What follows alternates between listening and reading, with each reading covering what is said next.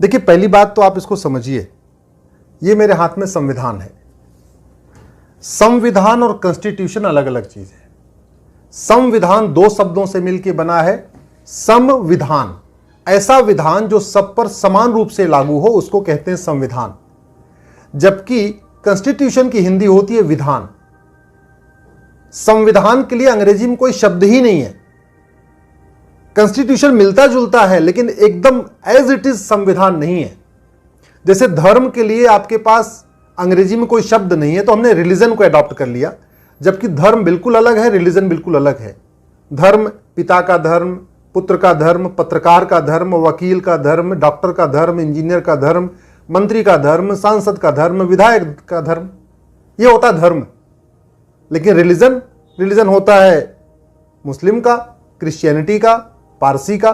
तो रिलीजन और धर्म अलग अलग है। वैसे ही संविधान बिल्कुल अलग है, कॉन्स्टिट्यूशन बिल्कुल अलग है। चूंकि कोई शब्द नहीं था तो हमने विधान अडॉप्ट कर लिया, कॉन्स्टिट्यूशन अडॉप्ट कर लिया। अब संविधान की आर्टिकल 44 जिसकी आप बात कर रहे हैं, बहुत विस्तृत चर्चा के बाद यह संविधान में आया था। 23 नवंबर 1948 को यह हमारे संविधान का हिस्सा बना, आर्टिकल 44। और अब तो यह डायरेक्टिव प्रिंसिपल में है।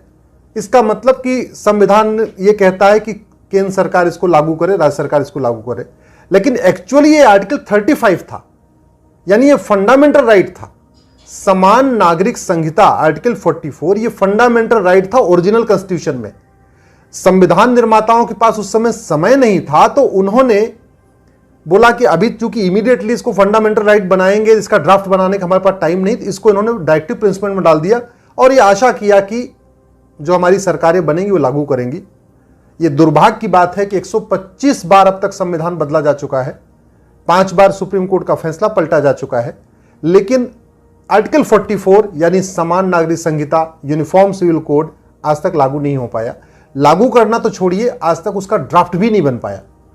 और एक ड्राफ्ट इसका सामने नहीं है यूनिफॉर्म सिविल कोड का। इसके कारण हो क्या रहा है, जो इसका समर्थन करते हैं ज्यादातर उनको भी नहीं पता कि ये आर्टिकल 44 क्या है, समान नागरिक संहिता क्या है, और जो विरोध करते हैं उनको भी नहीं पता। एक तरीके से यूनिफॉर्म सिविल कोड एक पॉलिटिकल फुटबॉल बन गया है। समर्थक इधर से उसको धक्का मार रहे हैं, विरोधी उधर से धक्का मार रहे हैं, लेकिन वो आज तक न उनको क्लियर है एक्चुअल में क्या है, न इधर क्लियर है।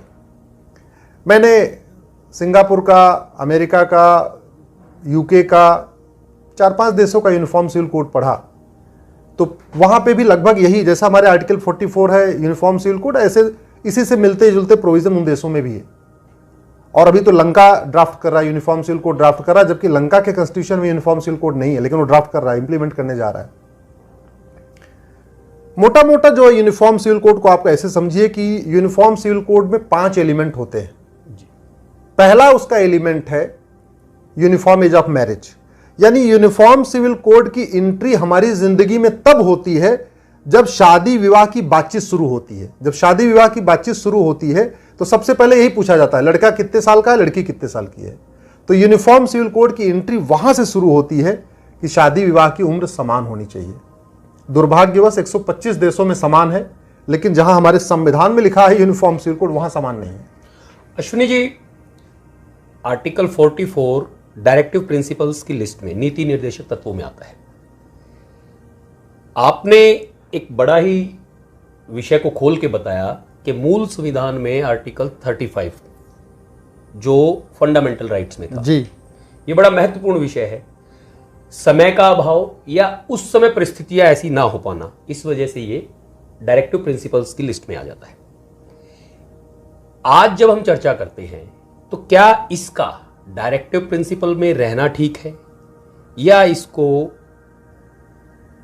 उस जगह आना चाहिए जो मूल अधिकारों की श्रेणी में आते हैं? नहीं, डायरेक्टिव प्रिंसिपल में जो कुछ भी है वो इनफैक्ट किसी भी मामले से फंडामेंटल राइट से कम नहीं है।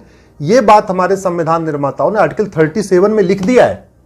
आर्टिकल 37 में बहुत बिल्कुल क्लियर कर दिया कि जो कुछ डायरेक्टिव प्रिंसिपल में है, आर्टिकल 44 यूनिफॉर्म सिविल कोड है, आर्टिकल 47 कहता है भारत में नशाबंदी शराबबंदी होनी चाहिए, आर्टिकल 48 कहता है गौहत्या पे प्रतिबंध होना था। जो कुछ डायरेक्टिव प्रिंसिपल में है आर्टिकल 50 तक, वो सब कुछ फंडामेंटल राइट के बराबर है। सुप्रीम कोर्ट बार बार कह चुका है और संविधान में आर्टिकल 37 में लिखा हुआ है कि directive principles are nevertheless fundamental, यानी यूनिफॉर्म सिविल कोड किसी मामले में फंडामेंटल राइट से कम है ही नहीं है, इसलिए उसको कम नहीं आंकना चाहिए। सवाल केवल इतना इसको लागू करने का।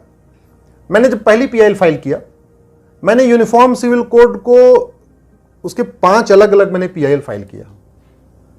सबसे पहले मैंने जब देखा कि अमेरिका, सिंगापुर, फ्रांस, बाकी सब देशों में, चाइना में, हर जगह पहली स्टेप क्या है यूनिफॉर्म सिविल कोड की, तो पहली स्टेप है यूनिफॉर्म एज ऑफ मैरिज। मैंने जब रिसर्च किया तो पता चला दुनिया के 125 देशों में लड़के और लड़की की शादी की उम्र बराबर होती है। हमारे देश में हिंदू में लड़की की शादी की उम्र 18, लड़के की 21। ये भी समान नहीं है जी। 3 साल का इसमें भी डिफरेंस है। बिल्कुल। मुस्लिम में शादी की कोई उम्र ही नहीं, कोई डिफाइंड ही नहीं है। वहां एक मान के चला जा रहा है कि वो 9 साल चलेगी, age of puberty. Age of puberty. उसमें यह मान लिया गया कि चूंकि प्रॉफेट मोहम्मद ने शादी किया था 6 साल में आयशा से और 3 साल के बाद अपने घर लाए थे, तो आयशा को जब लाए थे अपने घर तो 9 साल की थी। वो रीति रिवाज आज तक चल रहा है जी। हम 21वीं सदी में रह रहे हैं। बिजली बन गई, मोबाइल बन गया, टावर बन गए, चंद्रमा पे पहुंच गए, मंगल पे पहुंच गए, और शादी की उम्र वो 1400 साल पुरानी। और हिंदुओं में भी हमारे यहां तो 4 आश्रम थे। पहला आश्रम क्या था? ब्रह्मचर्य आश्रम। तो शादी होती थी 25 साल में। मैं कह रहा हूं नहीं 25 साल तो 21 साल सही, लेकिन 21 साल सबके लिए होना चाहिए। हिंदू के लिए भी होना चाहिए, मुस्लिम के लिए भी होना चाहिए, पारसी के लिए भी होना चाहिए, ईसाई के लिए भी होना चाहिए, लड़के के लिए होनी चाहिए, लड़की के लिए होनी चाहिए। क्यों होनी चाहिए इसका मैं आपको, जो मैंने सुप्रीम कोर्ट में कहा वो बताता हूं आपको। WHO कहता है कि 20 साल के पहले प्रेगनेंसी ठीक नहीं है। 20 साल के पहले आज की वर्तमान परिस्थितियों में शादी करना ठीक नहीं है। WHO कहता है कि 20 साल के पहले प्रेगनेंसी बिल्कुल ठीक नहीं है। 20 साल के पहले फिजिकल मैच्योरिटी नहीं आ रही है। और बहुत सारे फिजिशियन इस बात को कह चुके हैं कि 20 साल के पहले लड़का हो या लड़की फिजिकली मैच्योर नहीं हो रहा है।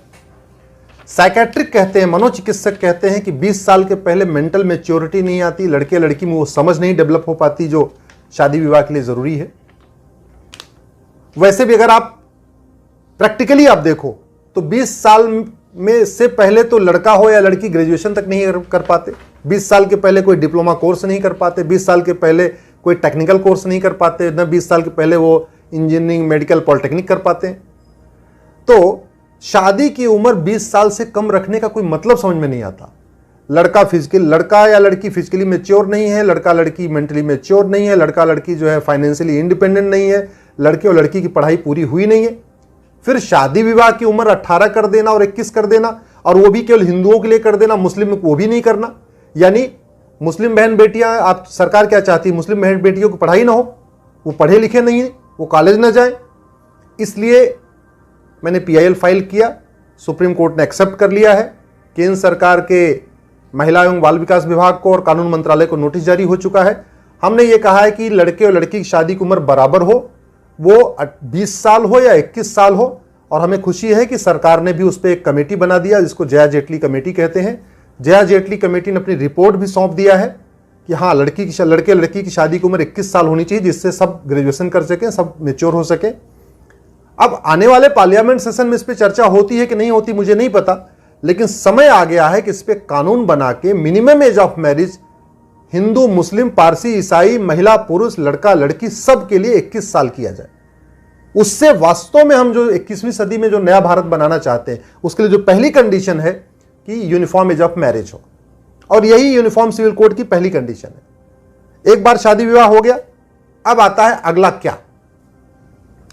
अगर शादी एकदम सक्सेसफुल है, कहीं कोई डिस्प्यूट नहीं है, कहीं कोई विवाद नहीं है, बढ़िया खुशी खुशी दोनों रह रहे हैं, तो यूनिफॉर्म सिविल कोड का रोल खत्म हो जाता है जिंदगी से।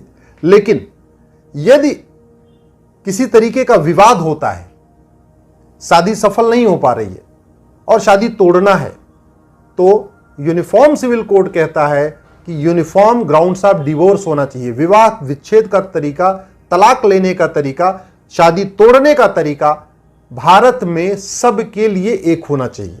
और संविधान का मतलब ही है समान विधान, ऐसा विधान जो सबके लिए समान हो। दुर्भाग्यवश हिंदुओं में शादी तोड़ने का तरीका अलग है, मुस्लिम्स में आज भी मौखिक शादी टूटती है। भाई तलाके विद्दत जिसको ट्रिपल तलाक कहते हैं वो तो खत्म हो गया, लेकिन तलाके हसन, तलाके एहसन, बाकी तलाक तो आज भी चल रहे हैं। उसमें भी कोई आपको कारण नहीं बताना, उसमें भी कोई जिम्मेदारी नहीं देना, उसमें भी आपको कुछ नहीं करना। बस अंतर केवल इतना आया कि पहले एक बार में आप 3 तलाक दे सकते थे, अभी आपको एक एक महीने पे 3 बार बोलना है, इतने अंतर आया। बाकी मौखिक तलाक तो आज भी चल रहा है। ग्राउंड्स ऑफ डिवोर्स, अब किसी मजहब में यह है कि भाई लड़की अगर बाज है, उसके बच्चे नहीं हो रहे हैं, तब भी तलाक ले सकते हैं। दूसरे में यह है लड़का नपुंसक है, तब भी तलाक ले सकते हैं। हिंदुओं में यह है कि अगर बाल विवाह हो जाए तो बाद में लड़का लड़की कह सकता है जी हमारी शादी आपने जल्दी क्यों कर दिया, हम तो तलाक लेंगे। यह भी एक ग्राउंड है, मुस्लिम में वो ग्राउंड नहीं है। तो अभी एक में यह भी है कि अगर कोढ़ हो जाए लड़का या लड़की को, कोढ़ की बीमारी हो जाए तो भी तलाक ले सकते हैं। तो ये यूनिफॉर्म नहीं है। हमारा यह कहना है अगर कोढ़ होने पे तलाक हो सकता है तो वो सबके लिए होना चाहिए। नपुंसकता के आधार पे तलाक हो रहा है तो वो सबके लिए हो। अगर बाजपन के आधार पे तलाक हो सकता है तो सबके लिए हो। अगर बाल विवाह होने पे तलाक होना है तो सबके लिए हो। ऐसा नहीं होना चाहिए कि हिंदू के लिए अलग तलाक का नियम हो, मुस्लिम के लिए अलग तलाक हो, पारसी के लिए अलग हो, ईसाई के लिए अलग हो, और कहीं मौखिक तलाक हो, कहीं लिखित तलाक हो। यह नहीं होना चाहिए। तो मेरी जो दूसरी PIL है, यूनिफॉर्म ग्राउंड्स ऑफ डिवोर्स, उसको भी सुप्रीम कोर्ट ने एडमिट कर लिया है और भारत सरकार के कानून मंत्रालय, गृह मंत्रालय और महिला एवं बाल विकास विभाग को नोटिस जारी किया हुआ है। अभी तक किसी का जवाब नहीं आया है। आशा करता हूं कि इस पे भी सरकार हमारी इस PIL का समर्थन करेगा और देश के सभी महिला पुरुष, सभी बहन बेटियों को एक gender neutral, religion neutral uniform grounds of divorce हमें मिलेगा। ये अलग अलग नहीं होना चाहिए। अगर हम अलग अलग चला रहे हैं तो फिर तो हम कहते हैं विधान है, संविधान नहीं है। संविधान मतलब किसी भी चीज का जो विधान होना चाहिए हमारे देश में वो समान होना चाहिए, धर्म के आधार पर अलग अलग नहीं होना चाहिए। इसलिए ये पहला कंडीशन होती है यूनिफॉर्म एज ऑफ मैरिज और दूसरी बात होती है यूनिफॉर्म ग्राउंड्स ऑफ डिवोर्स। अब अगर तलाक हो गया तो अगला नेक्स्ट स्टेप क्या हुआ? नेक्स्ट स्टेप ये हुआ है भाई गुजारा भत्ता कितना कितना मिलेगा, किसको कितना मिलेगा, मेंटेनेंस। आज की रेट में क्या हो रखा है?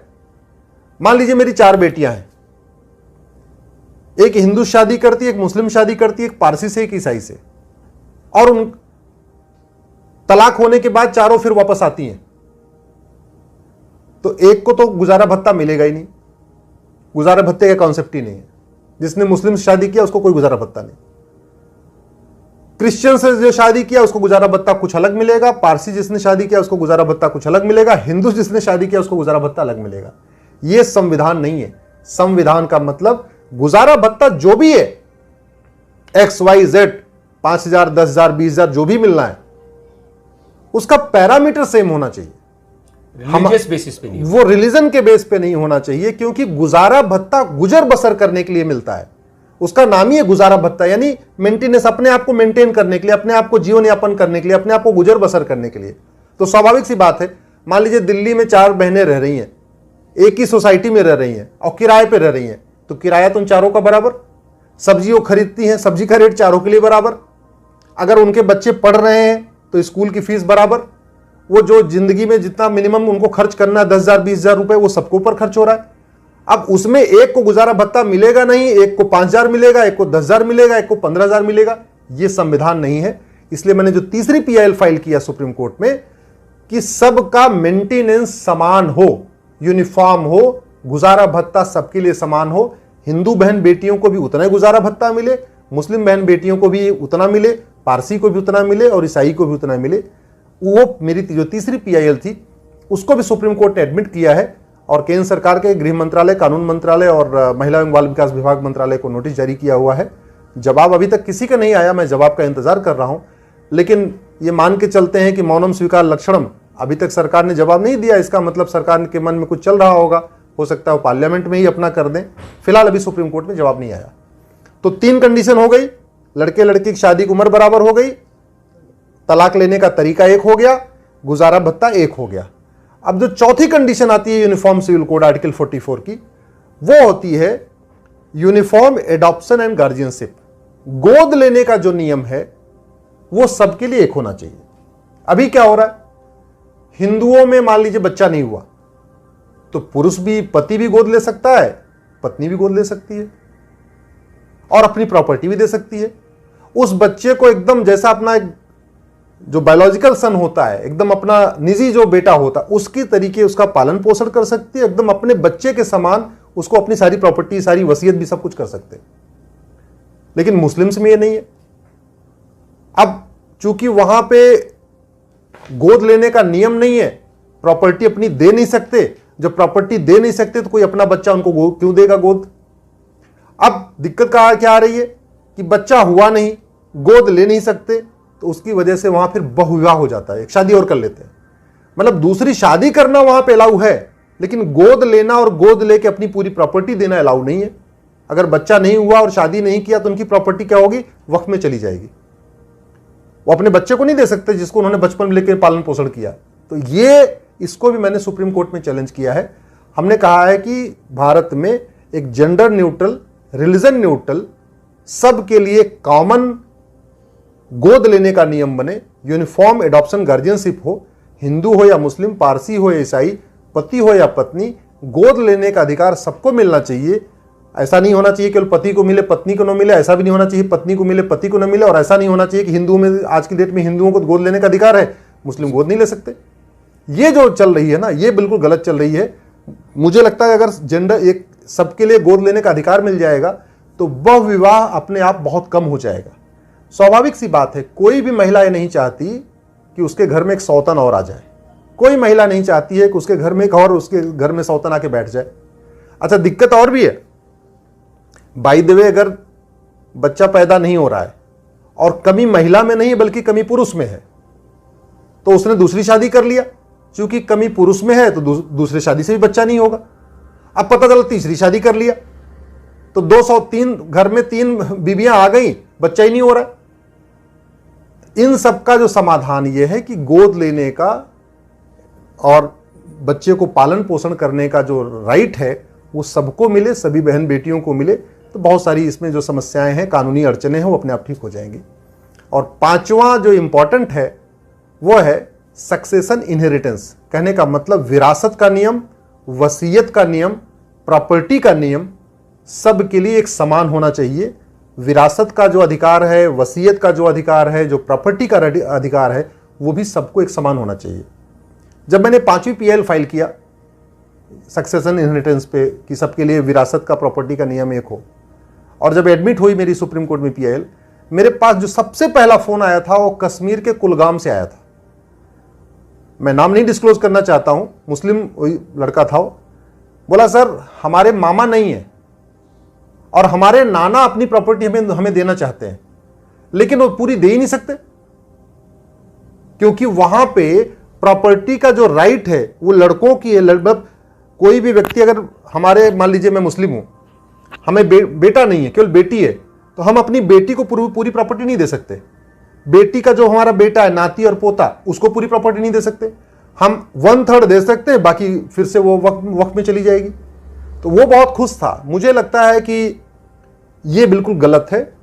भारत में एक जेंडर न्यूट्रल, रिलीजन न्यूट्रल वसीयत का नियम होना चाहिए, विरासत का नियम होना चाहिए, और प्रॉपर्टी का राइट सबको बराबर होना चाहिए। जब हम कहते हैं जेंडर जस्टिस, जेंडर इक्वलिटी, हम कह रहे हैं महिला पुरुष सब बराबर हैं, हम कह रहे हैं तो महिला पुरुष सब बराबर हैं केवल हिंदुओं में थोड़ी होना चाहिए।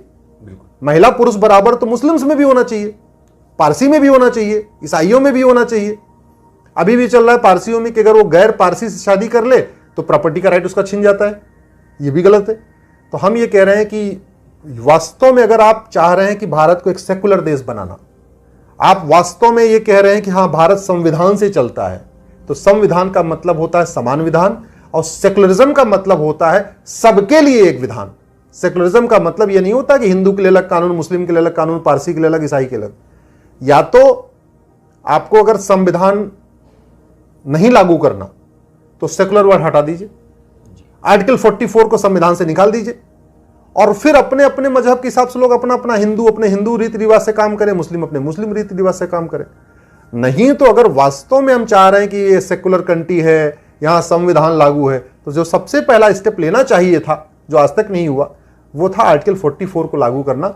दुर्भाग्यवश वो लागू नहीं हुआ। अब ये 5 PIL मेरी सुप्रीम कोर्ट में चल रही हैं और इन 5 PIL को आप क्लब कर दो तो अपने आप ऑटोमेटिक यूनिफॉर्म सिविल कोड हो गया। 5 PIL पे नोटिस हो चुका है, 5 PIL सरकार के पाले में है। अब सरकार को ये जवाब देना है।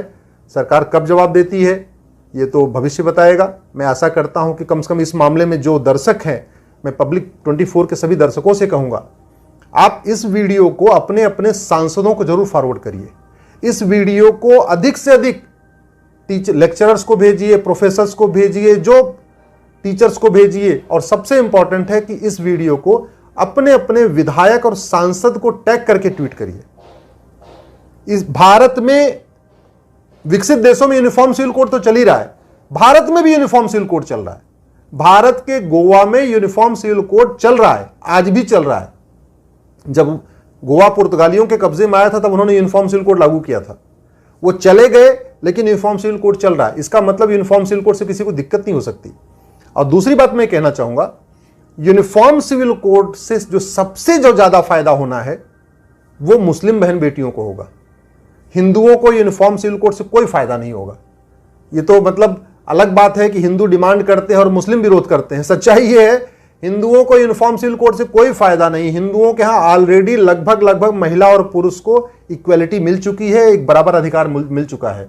जहां नहीं मिलना है, नहीं मिल रहा है, वहीं से विरोध आ रहा है। तो मेरा यह मानना है कि जब ये वीडियो कम से कम मुस्लिम बहन बेटियां हमारी देखेंगी, मुस्लिम भाई हमारे सुनेंगे और खासतौर पे युवा इसको सुनेगा तो उसको समझ में आएगा, अच्छा यार ये तो हमारे काम की चीज है। तो यूनिफॉर्म सिविल कोड मुस्लिमों के फायदे का है, ना कि हिंदुओं के। दोस्तों, कानपुर में हो रहे मैच में जहां एक तरफ गुटखा वाले भैया चर्चा में आ गए तो दूसरी तरफ कानपुर के IPS साहब की भी वीडियो तेजी से वायरल हो रही है।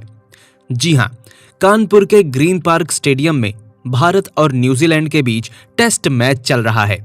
मैच देखने के लिए लोगों की भीड़ भी खूब पहुंच रही है और इस बीच कानपुर पुलिस के कमिश्नर असीम अरुण सोशल मीडिया पर सुर्खियां बटोर रहे हैं। दरअसल कानपुर के ग्रीन पार्क स्टेडियम में टेस्ट मैच देखने आए लोग गंदगी फैलाकर चले गए। ऐसे में मैदान की सफाई का जिम्मा कमिश्नर साहब ने अपने कंधों पर ले लिया। फिर क्या था, बैग उठाया और बिना किसी संकोच के खुद ही कूड़ा बीनने लग गए। अब सबसे बड़ी बात तो ये है कि एक तरफ जहां VIP पास के लिए मारामारी लगी हुई थी तो वहीं दूसरी तरफ पुलिस कमिश्नर साधारण सीट लेकर मैच देखते नजर आए और मैच खत्म होने के बाद उन्होंने कूड़ा भी साफ किया। उनकी इस पहल के चलते सोशल मीडिया पर उन्हें खूब सराहना मिल रही है। लोगों ने वीडियो देखकर उनकी खूब तारीफ भी की है। वहीं इसको लेकर असीम अरुण ने एक पोस्ट भी डाली। साथ ही पोस्ट को शेयर करते हुए उन्होंने लिखा कि लंबे अंतराल के बाद कल फिर ग्रीन पार्क रौनक होगा। सुना और पढ़ा है कि कुछ देशों के लोग उसे स्वच्छ रखने के लिए बड़े जतन करते हैं। क्या हम भी ऐसा कुछ कर सकते हैं? जी हां, उनकी इस पहल की अब हर तरफ चर्चा हो रही है।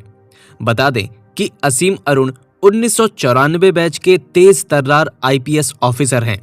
हालांकि वो ज्यादा सुर्खियों में नहीं रहते, लेकिन देश की सुरक्षा में असीम का बड़ा हाथ है। पूर्व में वो तत्कालीन प्रधानमंत्री मनमोहन सिंह के सुरक्षा दल में भी शामिल किए जा चुके हैं।